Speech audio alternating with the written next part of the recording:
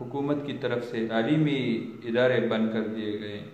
ایسے میں جو ہمارے اساتذہ ہیں، تعلیمی آرگنائزیشن ہیں، ادارے ہیں، ایجوکیشن منسٹری ہیں، ان کو ایک منظم طریقے سے انٹرنیٹ کے ذریعے اپنی تعلیمی سرگرمیاں جاری رکھنے کی ضرورت ہے۔ السلام علیکم دوستو، امید ہے آپ خیریت سے ہوں گے۔ کرونا وائرس، اس پر تو بہت ساری گفتگو، بہت ساری خبریں، بہت ساری معلومات آپ کے سامنے آ رہی ہیں۔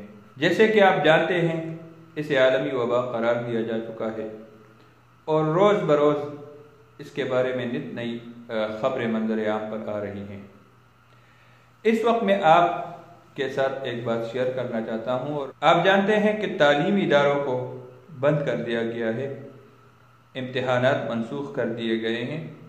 جتنی بھی یونیورسٹیاں، کالجز، مدارس، اور آنے والے دنوں میں اس میں توسیع بھی کی جا سکتی ہے، اور اس حوالے سے پوری دنیا میں مساجد میں باجماعت نمازوں پر پابندیاں لگانا، اور بازاروں میں، جماعات میں، ہالوں میں، یعنی گیدرنگ پر پابندی۔ ایسے وقت میں تعلیمی سرگرمیاں جاری رکھنے کے لیے ہمارے تمام پرائیویٹ اسکولوں اور اسکولوں کو چاہیے کہ ان کے اساتذہ کو چاہیے کہ وہ انٹرنیٹ کا سہارا لے اور انٹرنیٹ کے ذریعے اپنے تعلیم کو جاری رکھے۔ طلبہ تک رسائی اور طلبہ کے ساتھ رابطہ اور تعلیمی نظام کو انٹرنیٹ کے ذریعے جاری رکھنے کا ایک فیصلہ کرے۔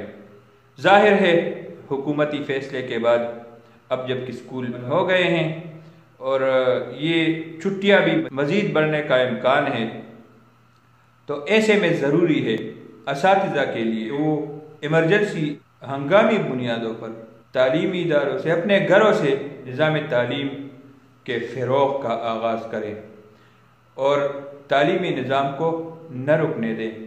انٹرنیٹ کو انٹرنیٹ سے مفید کام لینے اور اسے مفید ثابت کرنے کے لیے بھی یہ ضروری ہے کہ ہمارے جو اساتذہ ہیں، ہمارے تعلیمی ادارے ہیں، دینی تعلیمی ادارے ہیں، ایجوکیشن سے وابستہ جو آرگنائزیشن ہیں، انہیں چاہیے کہ وہ اس طرف خصوصی توجہ دیں۔